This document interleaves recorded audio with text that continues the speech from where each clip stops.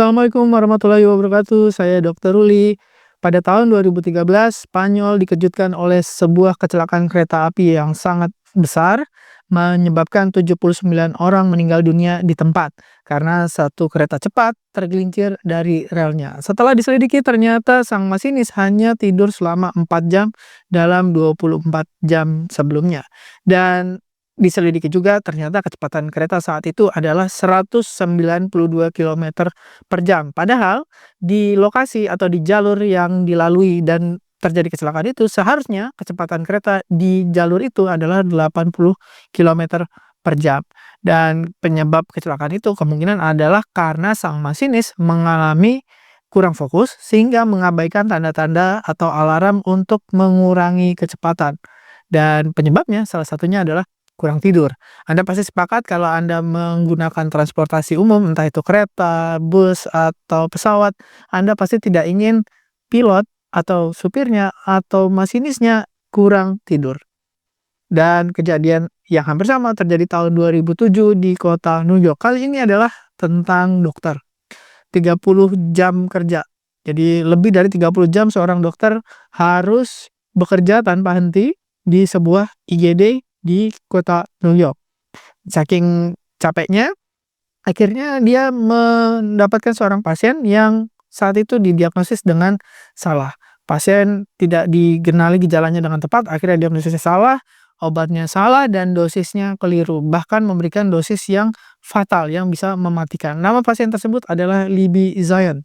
Libby Zion akhirnya meninggal, dan tragedi tersebut memicu reformasi jam kerja dokter. Kenapa? Karena dokter yang terlalu lelah itu cenderung diagnosisnya, kemudian pemberian obatnya, dan perhitungan dosisnya bisa salah. Dan kasus ini akhirnya terkenal sekali melahirkan aturan yang disebut Libby Zion, membatasi jam kerja dokter untuk mencegah kelelahan fatal yang mematikan. Dan saya yakin Anda juga setuju kalau ketika Anda mengalami perawatan, didiagnosis oleh dokter, atau dioperasi oleh dokter, Anda pasti ingin dokternya itu sudah istirahat, tidak kurang tidur. Dan hampir semua orang itu sepakat kalau kurang tidur itu berbahaya. Tapi ketika kita tanyakan, banyak orang itu ternyata merasa kurang tidur, tapi merasa itu bukan sesuatu yang berbahaya, entah untuk dirinya sendiri atau untuk orang lain. Jadi di video ini kita akan bahas ya, kenapa bahaya untuk diri sendiri dan untuk orang lain.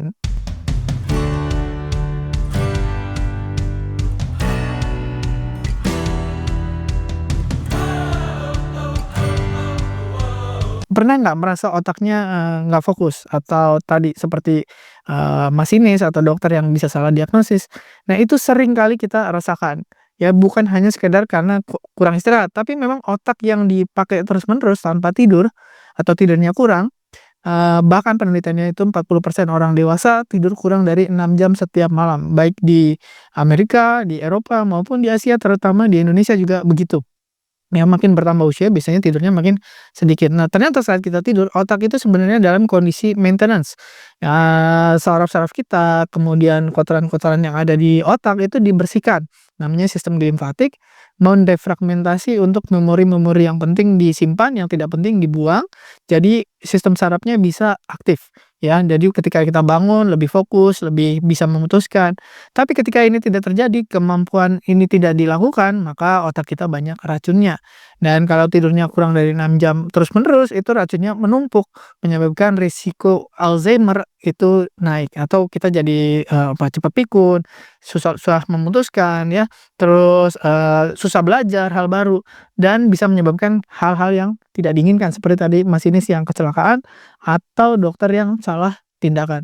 Dan itu terjadi juga di Indonesia. Hanya saja kejadiannya memang tidak banyak dilaporkan. Ya, berapa banyak sih kecelakaan di Indonesia yang disebabkan oleh supir yang ngantuk?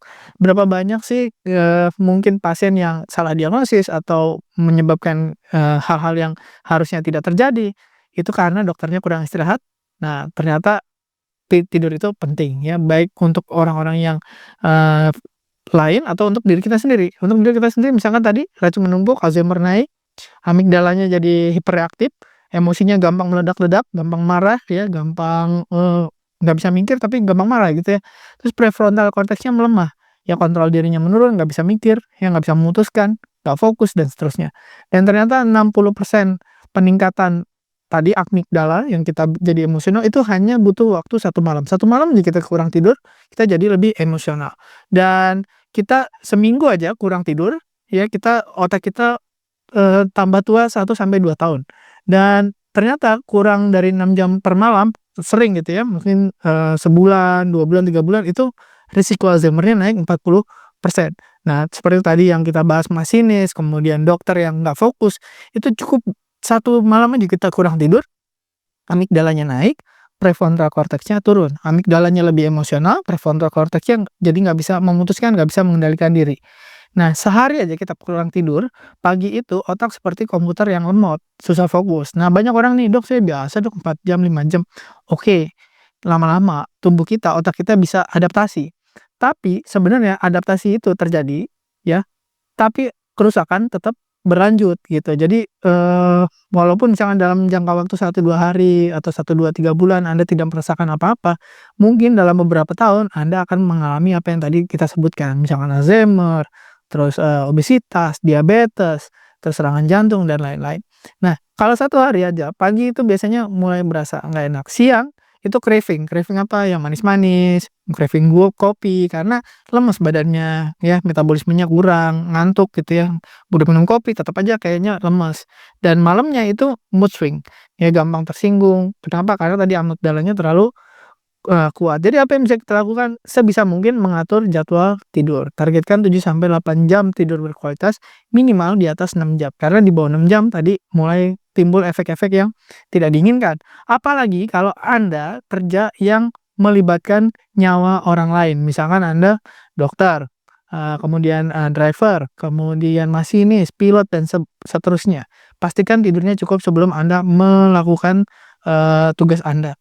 Nah, bagaimana dengan yang biasa kerja malam, misalkan satpam atau yang shift malam, perawat atau dokter shift malam.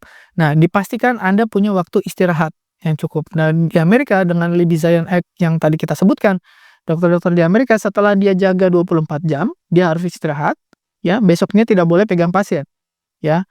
Lusanya baru dia boleh pegang pasien lagi, ya. Itu demi menyelamatkan nyawa orang lain. Jangan sampai Anda merugikan orang lain, dan jangan sampai Anda merugikan diri sendiri. Jadi kalau misalkan Anda jaga malam, shift malam seminggu misalkan, ya, sebaiknya tidak dilanjutkan lebih dari 1 minggu. Ada istirahatnya. Mungkin ubah shift-nya jadi pagi sehingga malamnya bisa balik tidur malam lagi.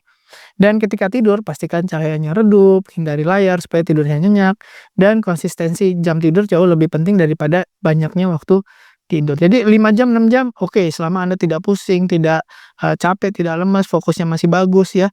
Tapi usahakan kalau bisa di atas 6 jam dan jadwalnya teratur. Kurang tidur menyebabkan sampah menumpuk di otak, ya, Alzheimer, depresi, obesitas, bahkan serangan jantung sering dimulai dari satu hal kecil, yaitu tidur yang selalu kita remehkan. Dan tidak hanya merugikan orang yang kurang tidur, juga bisa merugikan banyak orang yang bergantung pada Anda. Misalkan Anda tadi driver, masinis, kemudian pilot, terus dokter, bahkan misalkan Anda pekerja biasa kantoran gitu ya, yang merasa, saya nggak ada tanggung jawab nyawa orang dok.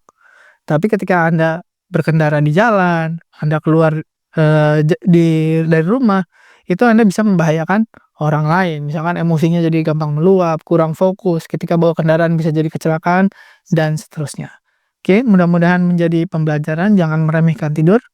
Mudah-mudahan Anda bisa terhindar dari bahaya-bahaya yang tadi kita bahas. Terima kasih sudah menyimak, semoga bermanfaat. Saya Dr. Uli. Wassalamualaikum warahmatullahi wabarakatuh. Jangan lupa tidur. Terima kasih telah menonton hingga selesai. Jangan lupa tulis pendapat Anda di kolom komentar. Saya Dr. Uli dan saya sangat senang bisa belajar dan berbagi dengan Anda. Salam hidup sehat dan mulia. Jangan lupa tekan tombol like, subscribe, lonceng notifikasi, dan ikuti media sosial kami sehingga Anda tidak akan melewatkan ilmu berguna lainnya dari kami. Sampai jumpa di video berikutnya.